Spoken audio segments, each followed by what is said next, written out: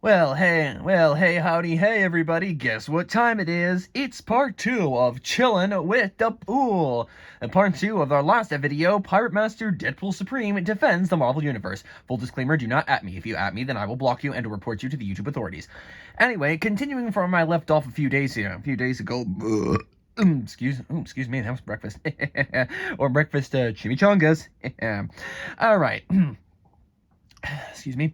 Anyway, when I last left off, I, Piratemaster Deadpool Supreme, were defending the MCU, more specifically Phase 4. Now, yes, I know that a few of the movies have been a little bit, should I say, minorly lackluster, but come on, the rest of them, a few of the movies do have their charms to it. I mean, come on, Thor: Love and Thunder, yes, it does have a bit of saturation to it, but you gotta admit, Christian Bale as Gore, chef's kiss, perfect casting. I mean, come on. Come on, you couldn't get any better than one of the original cinematic Batman himself, right? I mean, come on.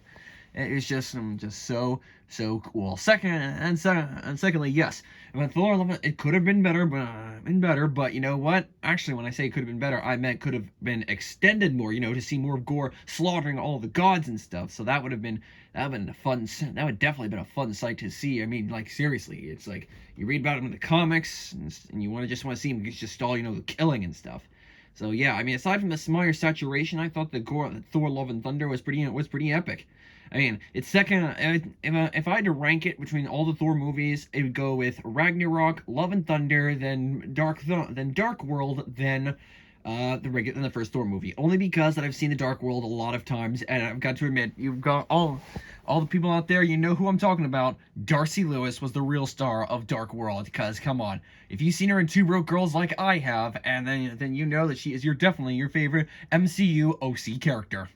OC. So come on. Can I get a what? Why not? Thank you. And anyway, so that's how I'd rank the Thor movies. And second, I think Miss Marvel, with Kamala Khan definitely is pretty cool because it further fleshes out. Well, it kind of expands on the already existing Miss Marvel character, as well as showing up in the show or demonstrating the Muslim culture. They have it first, Muslim superhero, because come on, as long as you don't make too much of a big deal about it, then literally anything goes. Because it's like I always say, as long as it's within reason, anything goes. So that's the thing. I like that one. I can't wait for her to appear in the Marvels alongside Captain Marvel and Monica Rambeau, who I call Spectrum because because the name fits the uniform, obvi. And let's see what's next. Oh yeah, Moon Knight. Okay, yeah, it was a pretty dark series. I mean, yes, like I said before, the take on multiple personality disorder may have been a bit off, but come on, if you really wanted to learn more about it, then read the actual psychology books or take a few classes on it. That's what the schooling stuff is for. That's what these shows are for, because like they introduce you, they mention the subject, and you're like saying, oh, this piques my interest, and then it makes you want to go read the actual books and read up on it, because like take for like a lot of shows that expand on like the original take Disney for example. They've been known for doing fairy tale stuff since the 1930s. 1930s and stuff. So you're saying, oh, this piques my interest. Let's see how it compares to the Disney version. So there. It's pretty much what I think about. Moon Knight is pretty good. I mean, it's great that Egypt finally has its own, superhero and stuff like, Avenger. Because I mean, come on, New York is like way too overcrowded with superheroes. So I think Egypt, or one of the cities in Egypt, would benefit from Moon Knight and Shining Scarab, because I mean the Scarlet Scarab. It's like, no, I call her the Shining Scarab because her wings are made of solid gold. Also, Amurat, I mean the crocodile goddess. Have you seen the fan art on her online? I mean, talk about thick. And besides, if you've seen her interaction with Khonshu, it's like, come on, it's like Batman and Catwoman right over there. It's like, come on, please do not tell me that I was the only one who sensed that. The whole Batman Catwoman vibe, sort of thing. Because it's like they were old flames. It's like he was the Dark Master of Vengeance while she was still evil, but seductively evil. So come on, it's kind of one of those things. And secondly, the one I wanted to get to most was Multiverse of Madness. I mean, yes, it was kind of a lot of hype. And it kind of felt, kind of a bit rushed, I mean, I wouldn't say Wong's hairstyle kind of a bit throwing off, and it didn't build up to Wanda being the villain, in that series, I mean, in the season.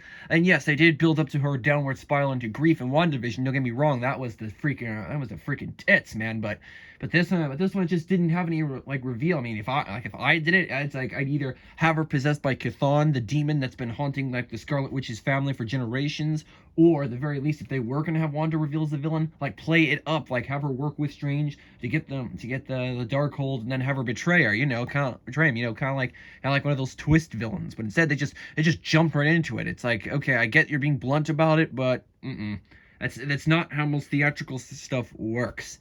And yes, I liked America Chavez and stuff, but it's just you kind of. Well, no, I mean, I like the comics and the Marvel Rising rendition of her because that shows that she was a hardcore badass and veteran traveler and stuff, and was friends with like the Young Avengers or Champions or better yet, Secret Warriors in this case. So that's kind of like the reason I prefer that version over her and everything. So yeah, so I mean, yes, I mean not bad, and also love the Bruce Campbell cameo of Raimi versus Mysterio. That was a nice one, and yeah, so I mean it was kind of half baked, but the concept wasn't so bad. I mean, if you did more heartfelt, more dramatic, like her losing like Vision, like taking the fall again and stuff like that. But that's I have mentally wrote out an entire fan fiction about this, and I'm even gonna probably publish some notes on my WandaVision Tumblr someday. Just so when I get it all finalized and stuff. But yeah, that's basically just gonna be it. And stuff. All right. Next, okay. The next, I think the best ones I think of the MCU Phase 4 is Wakanda Forever and Spider-Man No Way Home. Spider-Man No Way Home takes a personal favorite because it is the ultimate generational Spider-Man crossover. You got Raimi vs. Spider-Man, Webb vs. Spider-Man, Webb vs. being Mark Webb, the guy who directed the films, and of course the MCU Spider-Man. Of course, the return of all three kings in one room. We've asked for this for years, as long as people have offered to see, Deadpool and stuff, but seeing them and all the villains, interacting with each other, I mean, it was just a gold mine. And who cares what everyone else says? It was the freaking tits. I think that was pretty cool. I mean, he actually cured the villains, and then him fighting the Green Goblin in brutal hand-to-hand combat. It's like, talk about a major glow up. I am not kidding. I mean, it was kind of sad that he had to forfeit his friends, despite the fact they were the only ones, besides Happy that actually knew of him, and Doctor Strange to a degree. But after that, it was just kind of sad. I mean, that ending could have definitely worked better. I mean, look, he may have had responsibility, but it's his responsibility, and he'll handle it. He can handle it. If it means having his friends involved, it's like, yeah, they've done some dangerous crap and stuff before, but it's it's like it's their choice. You have to respect their choices. Otherwise, if you take away their choice, then all you'll get is just resentment and resistance. That's the only thing that I will say about something like that. So yeah, I think No Way Home was pretty awesome, especially with seeing Andrew Garfield, Tobey Maguire, and Tom Holland all interacting, and this extra more fun stuff edition, totally worth it. Not that I've seen it, but I hear great things about it. Second, I think the next best thing was Wakanda Forever. I saw it and was in tears at the very end. I mean, it definitely paid a great tribute to the late Chadwick Boseman, who yesterday actually was the 2-year anniversary of his passing. So I think that's pretty something, pretty righteous, I mean, Shuri, I always knew that Shuri was going to be Black Panther. There was no doubt in my mind. I mean, you seen her in the comics and stuff, and you saw her design on that Realm of Champions. I mean, seriously, it fit her like a glove. Like, I am not kidding. And stuff, because that was just, something pretty epic and everything. And everything. I mean, yes. I mean, yeah, her mom was a bit kind of harsh, but come on. She just lost a family member and was kind of going through the stages of grief.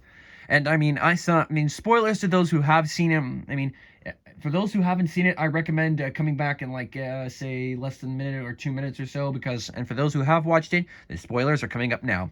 Okay, after seeing Shuri go to the ancestral plane and seeing Killmonger, I was not expecting him to come back at all. And seeing him in the ancestral plane, it's like, yeah, okay, dude, if you didn't take that herb, you probably would still be in hell from all the mass murder you've committed. And stuff. I mean, don't get me wrong. I mean, his goals are definitely understandable and like a black revolutionary, but his methods of doing it kind of made him no better than the people who already screwed him over. You know what I mean?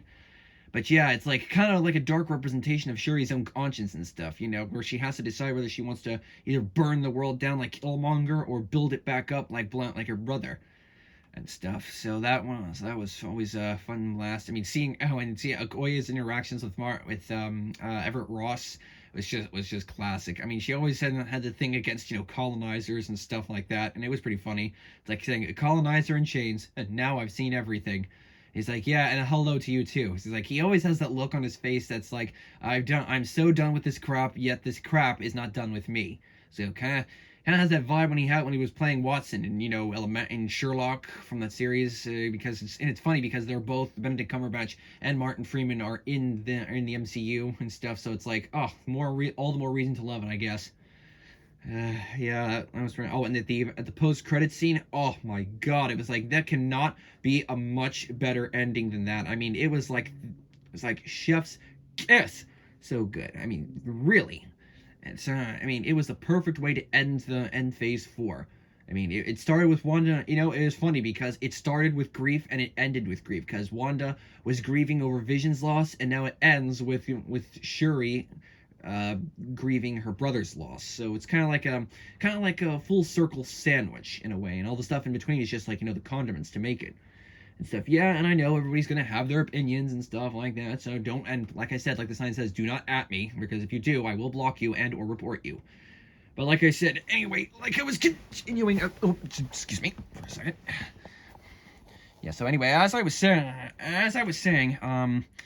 yeah, I wish that everybody would stop hating on the She-Hulk show. I mean, it was kind of like a slice of life episode. It was like, have you seen Harley Quinn lately? On the show Harley Quinn on HBO Max, like I said before, its show was completely bonkers. And if you've read the original run by John Byrne, it's pretty much almost the exact same thing, but just well, more original and stuff. Not that She-Hulk, not that the show was original, but I will say that Scar definitely prefer the one in the comics. Just saying.